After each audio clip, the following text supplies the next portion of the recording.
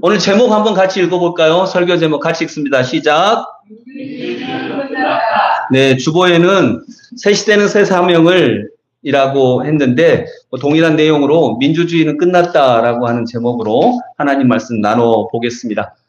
민주주의는 정말 끝났기를 원합니다. 여러분 오늘 욥기 우리가 살펴봤는데 욥기는 여러분들이 다 알다시피 부당한 고난을 당한 사람의 이야기이죠. 네, 예. 부당한 고난을 당한 사람의 이야기. 어떤 교회에서 한 집사님이 그냥 병에 걸렸대요. 그래가지고 이렇게 큰 병에 걸려가지고 병원에 입원해 계시는데 목사님이 오셔서 이제 기도하시고 그러고 이제 얘기 나누시면서 집사님 너무 힘들고 어려울 때 고난을 당할 때는 욥기를 한번 읽어보십시오. 이렇게 말씀을 드렸답니다. 욥기를 읽으면 집사님이 정말 힘을 내실 수 있을 것입니다. 이렇게 얘기했대요. 그러니까 예 알겠습니다 하고 이제 목사님이 신방 다 끝나고 가려고 하는데 목사님 예 근데 그 욥기라고 하는 책은 어디서 구할 수 있나요? 이렇게 물어보셨대요. 그래서 목사님도 민망하고 그래서 차차 아시게 될 겁니다. 이렇게 하고 오셨대요. 네, 여러분도 차차 아시게 되기를 바랍니다. 자, 여러분 욥기는 욥이라고 하는 의로운 사람이 당한 고난에 대한 이야기예요. 욥이 의로운 사람이다. 이 말은 1장 1절에 나와 있습니다. 욥은 그 당시에 살던 사람 중에 가장 의로운 사람이다. 그런데 이 의로운 사람이 뭘 당해요? 고난을 당합니다. 여러분 이 세상에서 의로운 사람은 고난 안 당하죠? 상만 받죠? 그렇지 않는 것 같아요. 의로운 사람이 고난을 더 당합니다. 깨진 세상이니까요. 그리고 우리는 이런 세상 속에 하나님의 나라를 이루고자 우리 신앙생활을 하는 것이고요. 그리고 이제 이 욥이 그래서 너무너무 극심한 고난을 당합니다. 그런데 그때 3명의 친구가 나타나죠. 이 3명의 친구가 나타나는데 3명의 친구는 그 욥은요 굉장히 긴데 42장까지 되는데 욥이 고난을 당해요. 그리고 3명의 친구가 나타나서 야 네가 죄 지었으니까 이런 고난이 있지 그렇게 얘기합니다. 그러니까 욥이 자기 죄 안 지었거든요. 물론 100점은 아니에요. 죄 지은 거 있는데 이 정도의 고난을 받을 정도로까지는 죄를 안 지었어요. 그러면 너희들은 이 세상 모든 사람은 이제 그런 의문이 있는 거죠. 저도 이해가 안 됐던 것 중에 하나는 어릴 때 교회 다닐 때 선생님이 너 죄인이지 그러는 거예요. 여러분 많이 들어봤을 거예요. 너 죄인이잖아. 너 죄인이 아니야. 그러면 여러분 죄인 맞잖아요. 솔직히. 그래서 뭔 죄 지었어? 친구 지우개 뺏었고요. 그다음에 거짓말 좀 하고 그랬다고 초등학교 때.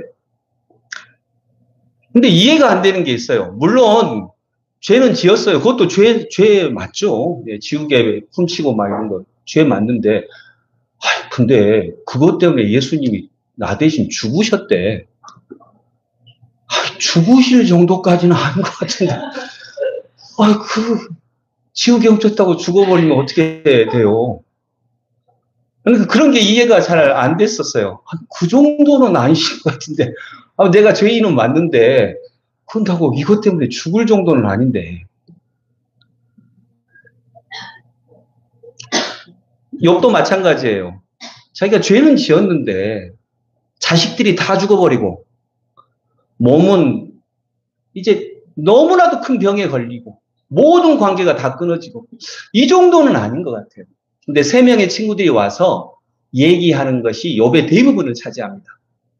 3명의 친구 중에 1명이 말하면 욥이 다시 응대하고 또 다른 친구가 말하면 욥이 반론하고 또 다른 친구가 말하면 욥이 반론하고 그러다가 다시 원래 첫 번째 친구가 말하면 또 욥이 반론하고 이것이 31장까지 계속됩니다.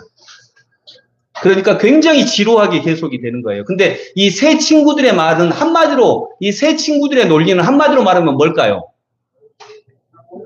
긴데 한마디로 말할 수 있어요. 이 세 친구들의 논리는. 네가 뭔가 벌 받을 짓을 했으니까 하나님이 이렇게 벌을 주시지. 그러니까 얼른 회개해. 그러면 하나님이 용서해 주실 거야. 여러분 이거 진리예요, 아니에요?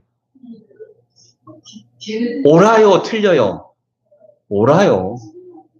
새 친구들은 이렇게 얘기하는 거예요. 네가 이 정도의 벌을 받은 것은 뭔가 죄를 지었기 때문이야. 네 회개해. 그러면 좋으신 하나님이 용서해 주셔.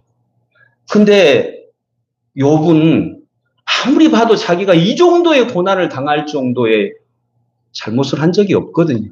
그래서 친구들한테 항변하는 거예요. 근데 친구들은 그럴수록 아니라는 거죠. 이것이 31장까지 되고 그 다음에 32장부터는 엘리후라고 하는 젊은 사람이 등장을 합니다. 그리고 이 사람이 얘기를 해요. 근데 이 엘리후는 새 친구들하고는 조금 논리가 달라요. 32장부터 37장까지 아주 엘리후도 길게 얘기를 하고 욥은 한마디도 얘기하지 않아요.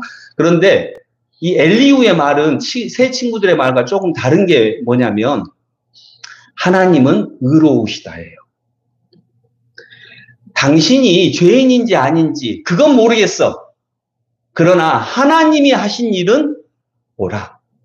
하나님은 의로우셔. 그러니 그 하나님이 하신 일을 인정하라는 거예요. 이게 엘리후의 주장의 요약입니다. 새 친구들과 이렇게 수없이 긴 논쟁을 끝내고 난 다음에 오늘 40절, 31장 40절, 아까 우리가 읽은 본문이 나오죠. 한번 같이 다시 한번 읽겠습니다. 뒷부분, 40절의 뒷부분 같이 읽습니다.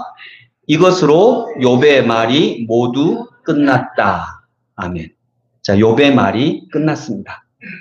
친구들에 대한 원망, 하나님에 대한 질문과 원망으로 가득했던 욥의 말이 끝났습니다. 말이 끝난 것입니다. 자, 여러분, 말이 끝나면 다 끝났나요?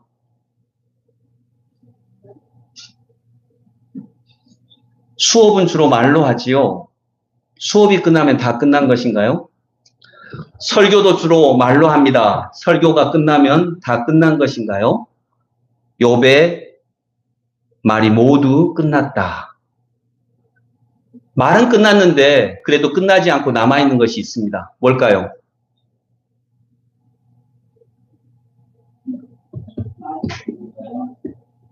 네, 욥의 삶은 그대로 남아있습니다.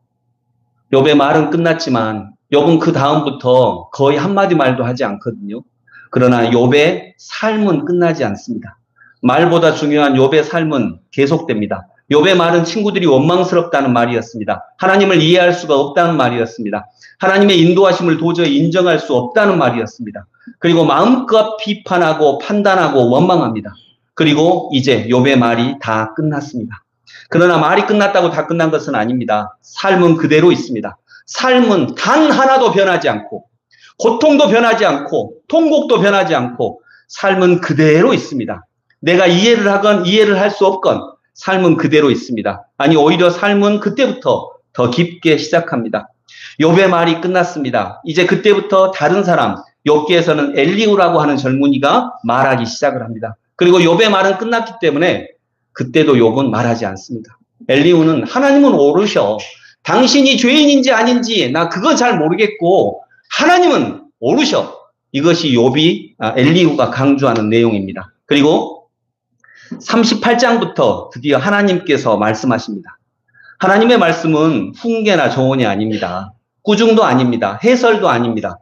하나님이 욥한테 직접 말씀하시거든요. 38장부터 41장까지 하나님이 직접 말씀하십니다. 그러면 이 하나님이 직접 말씀하신 내용은 훈계도 아니고 꾸중도 아닙니다. 해설도 아닙니다. 뭘까요? 38장, 39장, 40장, 41장 한번 얼른 봐보세요. 뭡니까?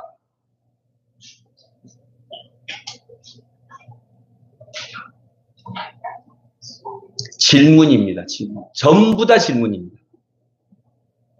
설득이나 꾸중이나 해설 이런 거 아닙니다. 전부 다 질문이에요. 근데 하나님의 이 질문을 두 가지로 요약할 수 있어요. 뭐냐면 너는 다 아니? 이 말입니다. 네가 다 아냐? 두 번째, 네가 다 할 수 있냐? 이 두 가지 질문이 계속되는 것이 하나님의 말씀입니다. 바로 이 두 가지죠. 너는 알고 있느냐? 너는 할 수 있느냐? 욥은 이 질문 앞에서 고백할 수밖에 없습니다. 뭐라고 고백할까요, 결국? 나는 모릅니다. 또 나는 할 수 없습니다. 이것이 욥의 가장 중요한 부분입니다. 여러분, 아름다운 삶은 생각보다 크고 넓습니다. 아름답다는 것은 생각을 넘어서는 것입니다. 도덕을 넘어서는 것입니다. 정의를 넘어서는 것입니다. 욥과 친구들은 정의로운 사람들입니다. 정의를 자기 논리의 근거로 삼고 있습니다. 그러나 욥은 그 정의에 해당되지 않습니다. 욥을 정의로 해석할 수가 없습니다. 그리고 그것이 바로 삶입니다. 우리의 삶은 정의만으로 해석할 수 없습니다. 여러분, 여러분들의 삶이 도덕으로 딱딱 떨어지나요? 착한 사람이 복 받나요? 책에서는 그렇게 써져 있는데 아닌 것 같으니까 글쎄요잖아요. 글쎄요. 글에는 그렇게 써져 있는데 현실은 글처럼 안 돼요. 그래서 글쎄요. 우리가 살아가는 이 땅의 삶은 도덕적이지만은 않습니다. 정의롭지만은 않습니다. 그러나 그래서 다른 것이 존재할 수 있어요. 그러니까 여러분, 제가 5.18 기간 중에 이렇게 설교를 좀 못해서 5.18 얘기 하나만 하자면 5.18 때 저는 중학교 1학년이었습니다. 그리고 키도 굉장히 조그만했고요. 시민군들이 막 총 들고 그때 트럭 타고 버스 타고 막 다녔는데 저는 그때 좀 차를 타고 싶었어요. 그때는 차를 타는 게 쉬운 일이 아니었거든요. 그래서 차를 타고 싶어서 그 아저씨나 타도 돼요 해서 친구들 몇 명하고 이렇게 탔는데 아저씨가 타라고 하더라고요. 타라 해서 저희 집이 지원동이었는데 지원동에서 무등경기장까지 했어요. 근데 거기 대장인 다른 사람이 딱 타더라고요. 그러더니 얘들을 왜 태우냐고. 위험하게. 그래서 얼른 내리라고. 여기 내려 너희들. 내려서 집에 얼른 가 조심해서. 그래가지고 그때 무등경기장에서 지원동까지. 그래서 저는 시민군들을 좋아하지 않습니다. 엄청 고생해서 걸어갔습니다. 근데 그때 여러분 시민군들이 제일 처음 올 때 저희 아버지 어머니가 그때 슈퍼 하셨는데 어머니 다 아실 거예요. 우리 가게에 있는 물건 다 갖다 줬어요. 먹을 거, 빵, 우리만 그런 거 아니에요. 전부 다 갖다 줬어요. 정말 이 사람들이 군인들이니까. 왜 군인들이냐? 여러분 5월 21일 날 계엄군들이 국군이 우리 시민을 죽였어요.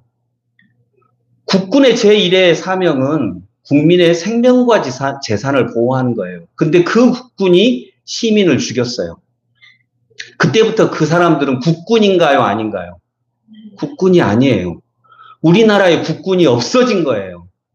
그러면 시민의 생명과 재산을 지킬 군인이 필요하잖아요.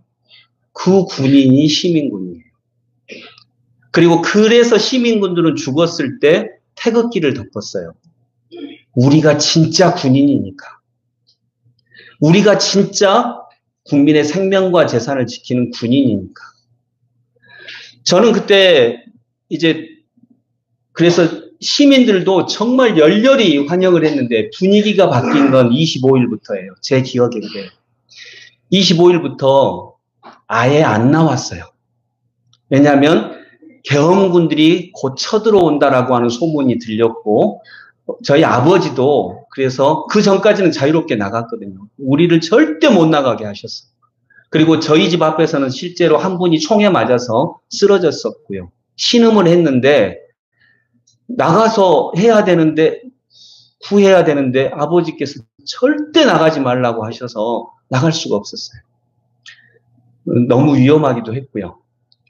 근데 25일부터 그래서 아예 안 나가다 보니까 시민군들이 고립이 됐었어요. 안 나간 시민들 마음도 이해되고요. 죽을 수 있잖아요. 근데 어머니는 모르시겠지만 저는 낮에 쫓겨 나갔습니다. 그래서 우리 친구들, 동네 친구들하고 나갔는데 그때 제가 본 거니까 확실하게 얘기할 수 있어요. 우리 어머니도 아시겠지만 우리는 슈퍼였었는데 우리보다 더 큰 슈퍼를 했던 아주 욕심 많은 아저씨가 한 명 있었어요. 진짜 욕심 많았어. 그 아저씨는. 근데 그 아저씨 다 다 문을 닫았는데 그 아저씨만 열었어요. 그 아저씨는 시민군들한테 뭐 주도 안 했거든요.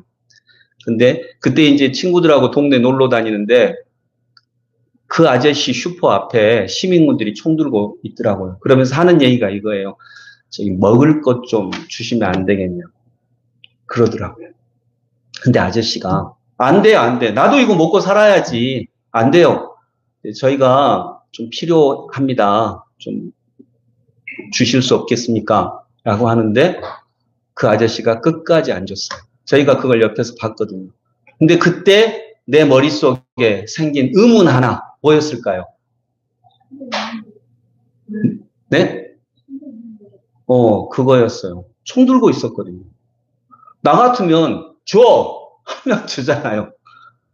근데 안 그러더라고요. 막 사정하더라고요, 사정.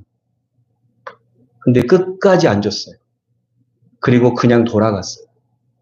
그때 저는 그게 궁금했어요. 왜 안 뺐지? 뺐으면 되는데.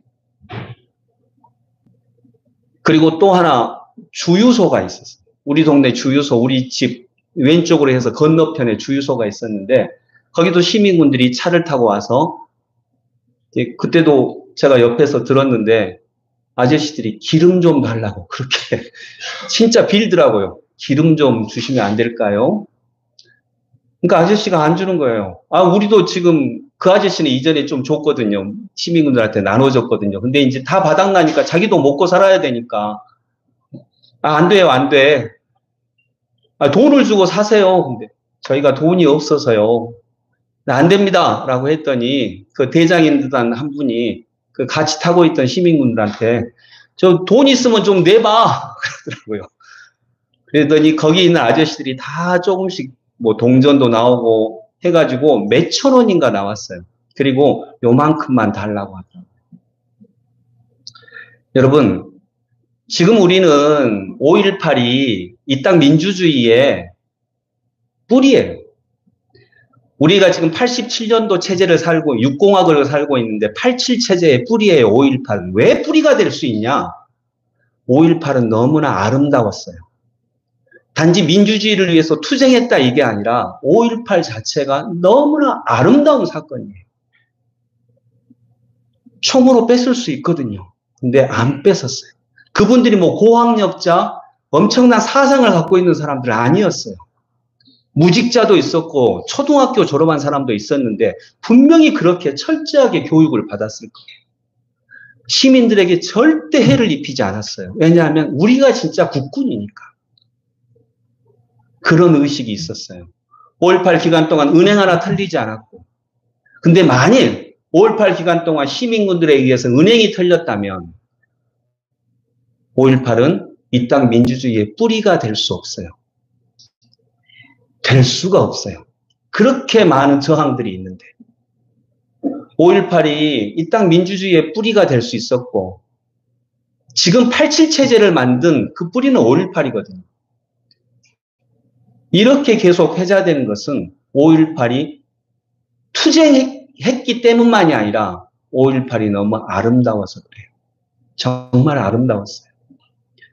저는 그때는 몰랐죠. 어려서 몰랐죠. 뺏으면 되는데 왜 그러지?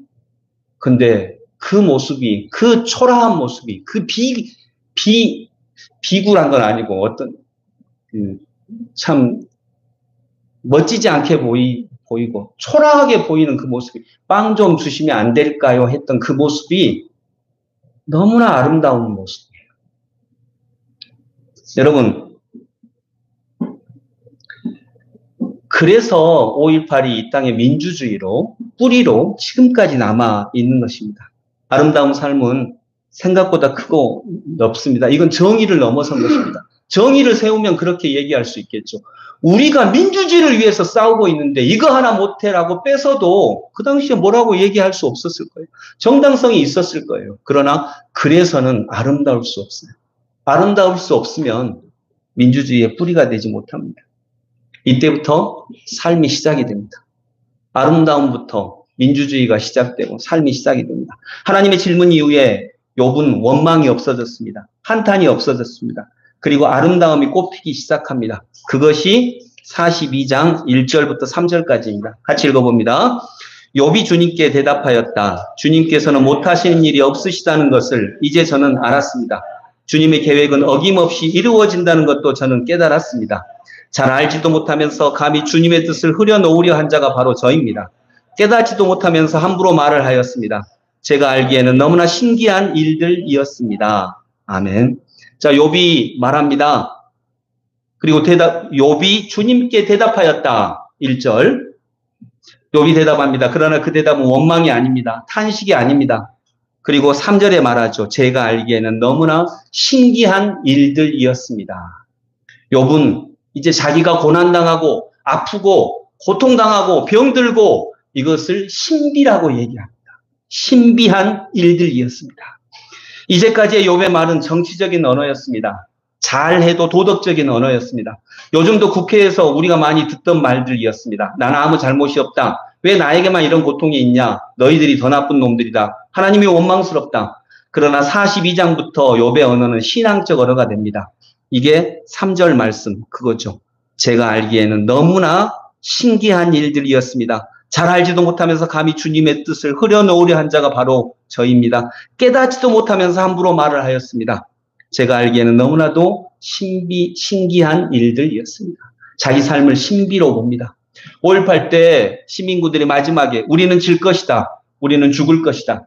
우리는 죽어서 역사에 기록될 것이고 너희들은 나가서 살아서 그 뒤에 싸워달라라고 했던 시민군들이 너무 아름다운 거예요.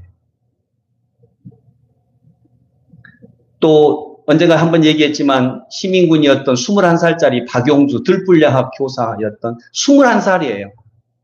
그러니까 고등학생들 집에 데려다주고 그래서 도청을 나갑니다. 그리고 시민군들도 얘기합니다. 대장도 너 나가서 들어오지 마.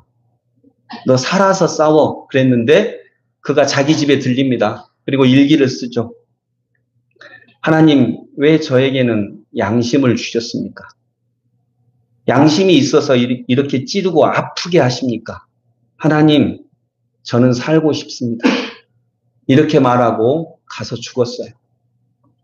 이게 너무나도 숭고하고 아름다운 거죠. 이것이 지금은 신비로운 일들입니다. 아름다운 일들입니다. 우리들의 삶도 그렇습니다. 욥이 말을 그치자 하나님이 말씀하십니다. 욥이 말을 그쳐도 욥의 삶은 계속됩니다. 그리고 그 삶은 설명할 수 없는 것이지만 아름다웠습니다. 말을 그치게 하는 삶, 말이 그치니까 삶이 바뀝니다. 아름다운 일들로 바뀝니다. 특히 말 중에 원망과 한탄과 분노를 그치고 살아가는 삶이 시작됩니다. 아름다움이 시작됩니다. 하나님의 말씀이 육신이 되는 삶, 우리가 다 아는 말씀이 육신이 되어 우리 가운데 거하시네. 그런데 우리는 자꾸 그 육신을 다시 말로 되돌리려고 하는 과정 중에 있지 않습니까? 아름다운 인간은 여러분 실은 아무것도 아닙니다. 예수님, 저는 생각해 보면 이 역사 속에, 인류의 역사 속에 알렉산더, 나폴레옹, 광개토대왕 이런 사람만 있다면, 이런 위인만 있다면 인간의 삶은 싸움입니다. 전쟁터입니다. 그런데 우리에게 예수님, 부처님, 노자, 율곡이 이런 분들이 있다는 건 인류가 추구해야 될 것이 더 많은 권력이 아니라 아름다움이다라고 하는 것을 말하고 있다라고 봅니다. 아름다운 인간은 실은 아무것도 아니에요. 예수님, 이런 분들은 말로 설명할 수 있는 분들이 아닙니다. 이런 분들은 진짜 아무것도 아닙니다. 아무것도 아니란 말은 이거예요. 예수님 같은 분들은요, 용감한 사람도 아닙니다. 그렇다 그래서 겁쟁이도 아닙니다. 전혀 아닙니다. 왜냐하면 이들은요, 겁쟁이가 아니기 때문에 용감한 자도 아닙니다. 오직 겁이 날 때에만 용감해질 수 있는 것입니다. 이런 사람들은, 예수님 같은 분들은 용감한 자도 아니고 겁쟁이도 아닙니다. 아무것도 아닙니다. 바보도 아니고 현명한 사람도 아닙니다. 여러분, 예수님이 현명한가요? 예수님이 그렇다 그래서 바본가요? 아무것도 아닙니다. 예수님은 가장 큰 바보입니다. 또한 동시에 가장 현명한 분입니다. 현명함이란 어리석음을 감추기 위해 위장된 것에 불과하기 때문입니다. 예수님은 다른 것들끼리의 만남입니다. 만날 수 없는 것들끼리의 만남이죠. 인간과 하나님의 만남, 죄와 거룩함의 만남, 하늘과 땅의 만남, 고통과 기쁨의 만남, 추함과 아름다움의 만남입니다. 그래서 예수님은 이러저러한 분이라고 말할 수 없습니다. 전혀 다른 두 개가 만났는데 어떻게 예수님을 한마디로 이런 분이야라고 말할 수 있겠습니까? 만남이라는 것은 삶이라는 것입니다. 그래서 예수님은 삶입니다. 그분을 따르는 우리들도 삶입니다.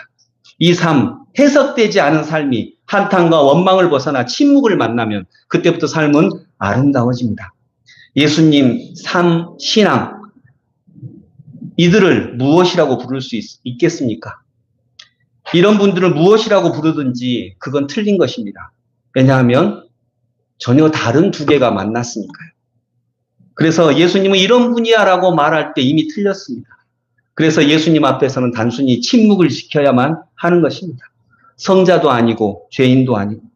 주님과 동행하는 삶은 그래서 아름답습니다. 모순이 있어서 더 아름답습니다. 주님을 따르는 여러분들의 삶도 그렇고요.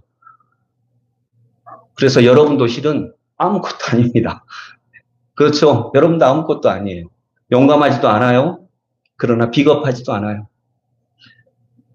아주 현명하지도 않아요. 또 그러나 바보도 아니에요. 그 사이에 있는 그 무엇, 그래서 주님을 우리는 그렇게 따를 때 아름다워집니다. 왜냐하면 여러분, 문제는 해결할 수 있어요. 그런데 신비는요, 해결할 수 없어요. 그래서 삶은 신비이기 때문에 삶은 해결되는 게 아니에요. 해결되는 것이 아니기 때문에 신비고 만남이고 걸어가는 것입니다. 우리의 삶은 하나의 신비입니다. 그것은 결코 풀리지 않습니다. 그래서 신기한 일들, 신비는 풀려야 하는 것이 아닙니다. 신비는 그냥 살아가야 하는 것입니다. 그것이 삶의 아름다움이라고 볼 수 있습니다. 4절부터 6절 같이 읽어봅니다. 4절부터 6절 시작. 주님께서 말씀하셨습니다. 들어라, 내가 말하겠다. 내가 물을 터이니 내게 대답하여라 하셨습니다. 주님이 어떤 분이시라는 것을 지금까지는 제가 귀로만 들었습니다. 그러나 이제는 제가 제 눈으로 주님을 뵀습니다. 그러므로 저는 제 주장을 거두어 드리고 티끌과 잿더미 위에 앉아서 회개합니다. 아멘. 자, 이제 주님이 말씀하시겠다 하십니다. 주님께서 말씀하셨습니다. 이것이 무슨 의미입니까? 이제 주님이 말씀하시겠다. 원망과 한탄을 잃어버린 욥에게, 원망과 한탄 속에 있던 욥에게 새로운 사명을 맡기시겠다는 것이죠. 새 시대는 새 사명을 우리에게 줍니다. 이때부터 욥의 아름다움은 정말 눈부십니다. 욥이 이렇게 말합니다. 주님이 어떤 분이시라는 것을 지금까지는 제가 귀로만 들었습니다. 그러나 이제는 제가 제 눈으로 주님을 뵙습니다. 그러므로 저는 제 주장을 거두어 드리고 티끌과 잿더미 위에 앉아서 회개합니다. 이것은 너무나 극한 아름다움이죠. 욥이 회개할 거 별로 없거든요. 시민군들이 슈퍼에서 물건 뺏어도 그렇게 뭐라고 하지 않거든요. 그러나 정당성은 있을지 모르지만 아름다움은 그때부터 빼앗겨 버립니다. 그리고 그러면 5.18은 이 땅 민주주의의 뿌리가 되기가 어렵습니다. 여러분, 진선미, 미스 코리아 중에 제일 이쁜 사람이 뭐죠?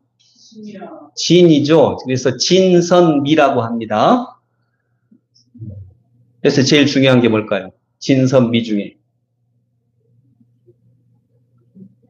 제가 지금 계속 뭐 얘기하고 있죠? 예, 아름다움. 그래서 진선미가 아니라 미선진이어야 돼요. 진선미라고 해도 뒤에 나온 게 제일 중요해야 돼요. 미선진입니다. 왜냐하면 여기서 진은 진리인데, 진리. 우리는 87년부터 제6공화국이 시작된 87년부터 지금 40년 가까이 진리를 가지고 싸우고 있어요. 계속 민주주의입니다. 민주주의를 위해서 싸우고 있습니다. 민주주의는 진리의 문제입니다. 네가 맞냐? 내가 맞냐? 네가 민주주의다? 아니다. 너는 독재다. 이 얘기를 계속하고 있습니다. 계속 싸우고 있습니다. 부부지간에도 마찬가지죠. 우리가 부부싸움 하면 뭐 때문에 싸웁니까? 진리 때문에 싸우죠. 물론 인간의 진리는 나의 진리를 얘기하는 것입니다. 진리 때문에 싸웁니다. 근데 인간은 완벽하지 않기 때문에 내 입장에서 진리가 진짜 진리거든요. 근데 진리의 기준이 다른 거죠. 이제는 민주주의를 끝내야 합니다. 이제 새 시대가 되었고요. 이제는 정말 민주주의를 끝내야 합니다.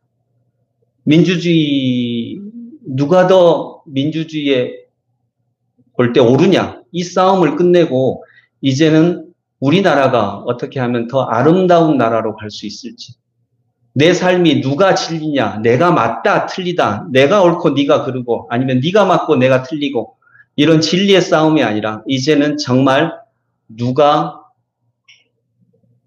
더 아름다운 것도 아니죠. 실은 우리가 아름다운 삶을 살아가는 것, 이것이 우리의 삶의 목표, 신앙의 목표가 되어야 한다라고 믿습니다. 아름다움은 그래서 종교의 영역입니다. 이것은 우리가 중심이 되어서 가야 하는 길이라는 거죠. 여러분, 정광훈 아름답습니까? 근데 그들 나름대로는 그게 진리예요. 자기들이 믿을 때는 진리예요. 그래서 진리 아닌 존재를 죽여야 하는 거죠. 내 말이 맞는데, 아무리 생각해도 내 말이 맞는데, 저 사람 말이 틀린 얘기를 하고 있는데, 저 사람의 존재가 있기 때문에, 그 존재는 하나님이 허락하신 존재이기 때문에 침묵하고 들어줍니다. 저 사람이 분명 틀린데 한동안은 기다려주고 참아줍니다. 당신과 내가 다른데 함께 손을 잡고 같이 걸어갑니다. 이걸 뭐라고 할까요? 이것을 아름다움이라고 합니다. 이제는 우리 역사가 그런 더 질 높은 목표를 향해 나아가야 하지 않을까 생각합니다. 여러분,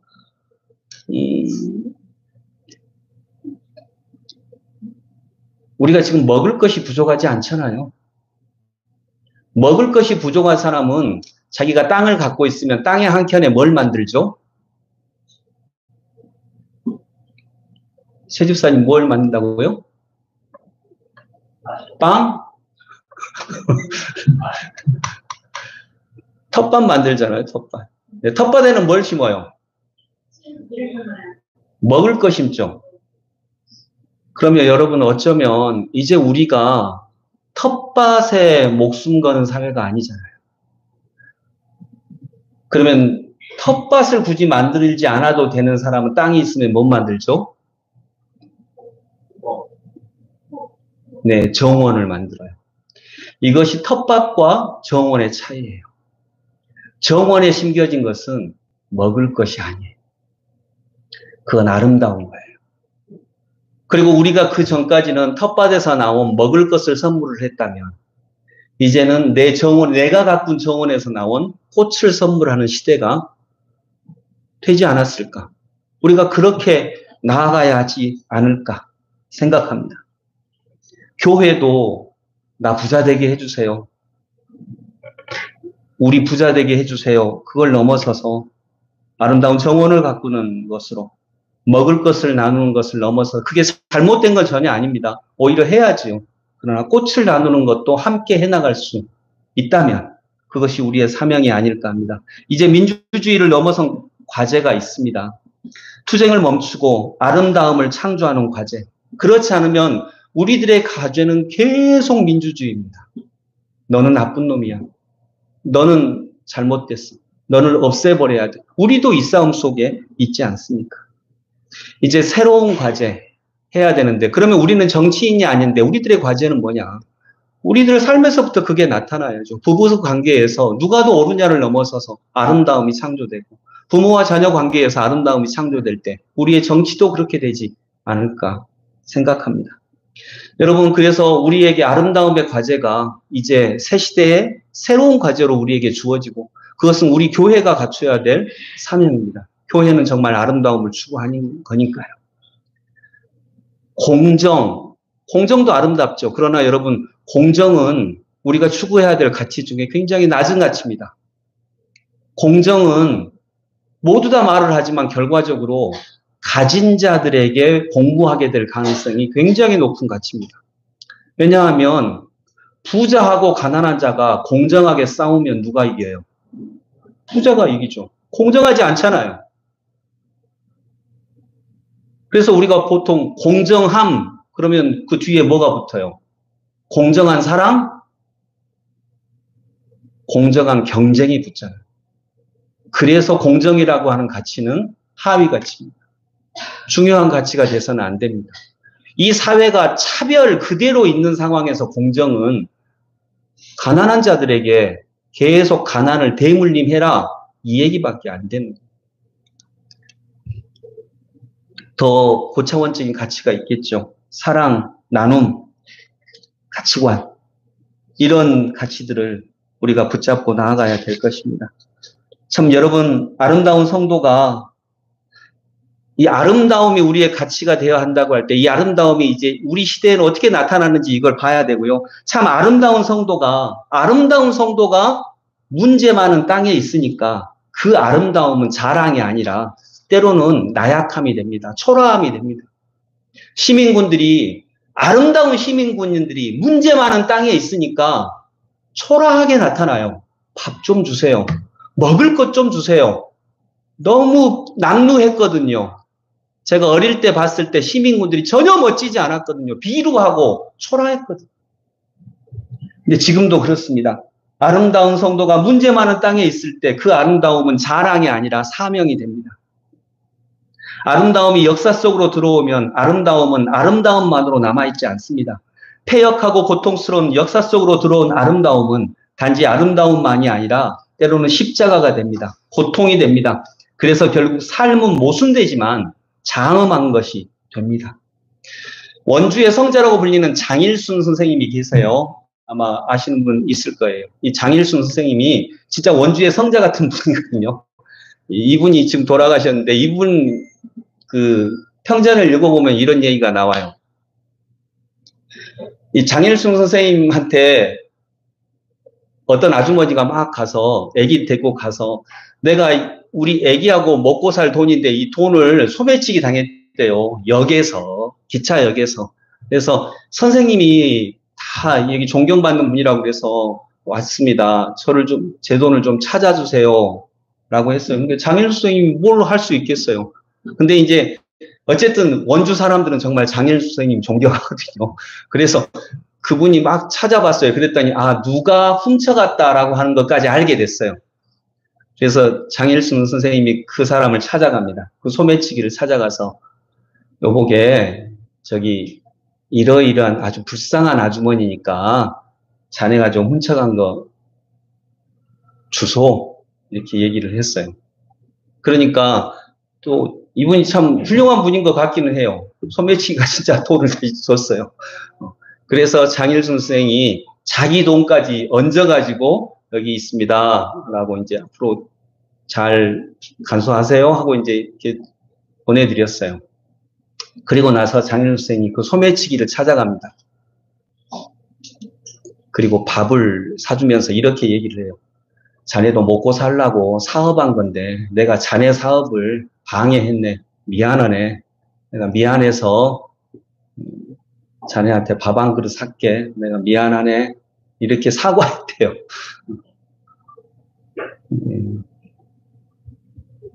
그것이 또 소매치기해 이런 말이 아니잖아요. 그런 아름다움을 만난 분은 바꿔지거든요. 신앙이 그런 아름다움을 창조하지 못한다면 아름다움은 항상 성적인 이미지로만 남아있을 것입니다. 약간 좀 오해될 수 있는 말인데 남자분들 나체 사진 좋아하죠? 눈이 번쩍 뜨이는 거 보니까 그래도 나체 사진 좋아하죠. 네. 왜 나체 사진을 좋아할까요? 실제 여성만으로는 충분하지 않기 때문입니다. 근데 사진은 충분합니다. 사진은 충분 이상입니다. 사진은 언제나 실제보다 더 성적입니다. 실제의 여성은 육체와 그림자를 가지고 있죠. 그는 떽떽거리는 소리가 있고요. 실제 여성은 어둠이 있고 입냄새가 날 수도 있고 땀 냄새가 날 수도 있고 발냄새가 날 수도 있고 나에게 짜증내고 분노할 수도 있고 그리고 늙어갈 것입니다. 그러나 사진 속의 여인은 화내지 않아요. 언제나 젊고요. 언제나 신선합니다. 그렇기 때문에 근데 아름다움은 신비이기 때문에요. 두 모순이 만나는 것이기 때문에 아름다움은 실은 현실에서만 존재합니다. 아름다웠던 여인이 늙어가는 현실, 정말 사진으로는 너무 예뻤던 여인이 나한테 화를 내는 현실, 이 현실에서만 진짜 아름다움은 존재합니다. 이런 아름다움을 추구하지 않으면, 이런 아름다움이 없으면 삶은 신비를 잃어버리고요. 신비를 잃어버리면 그때 존재하는 아름다움은 오로지 성적인 아름다움뿐입니다. 그래서 그런 사회를 추구하게 되면 이 사회에서 추구하는 아름다움은 사랑이 아니라 성적인 존재가 될 것입니다. 그런 사회에서 아름답다는 말은 진짜 아름다움이 아니라 성적 아름다움을 말할 것입니다. 여러분, 그래서 우리 사회가 지금 아름답다라고 말하면 성적인 이미지만을 얘기하지 않나요? 그 성적 이미지만을 추구하지 않나요? 새 시대는 새 사명을 우리에게 주나니 진리 따라 사는 자는 전진하리 언제나. 새 시대는 새 사명을 우리에게 줍니다. 그래서 진리를 따라가면 또 새로운 사명으로 우리가 나아가게 될 것입니다. 자, 여러분, 말씀을 맺으면서 진리는 말입니다. 그러나 아름다움은 침묵할 수 있는 삶입니다. 예수님이 그렇게 우리를 아름답게 대해 주셨듯 우리도 우리의 시대, 우리가 만나는 사람들, 내 삶을 그렇게 아름답게 대할 때 우리의 시대, 이 정치적인 시대만을 얘기하는 건 아닙니다. 우리의 시대가 진짜 본질적인 가치로 민주주의보다 더 나은 가치가 되어서 민주주의를 초월해서 이제 정말 아름다운 사회로 나아갈 수 있으리라 믿습니다. 거기에 예수 그리스도에 대한 믿음이 필요합니다. 그분을 따라가는 것이 정말 필요한 시대가 되었습니다. 그렇지 않으면 우리는 그 아름다움마저 성적인 아름다움 정도로만 머무르게 할 것입니다. 여러분, 제가 본 가장 아름다운 장면 중에 하나, 시민군들이 먹을 거 얻지 못하고 너무나도 초라하게 걸음 돌리는 구강경. 그때는 몰랐습니다. 그게 얼마나 아름다운 일인지.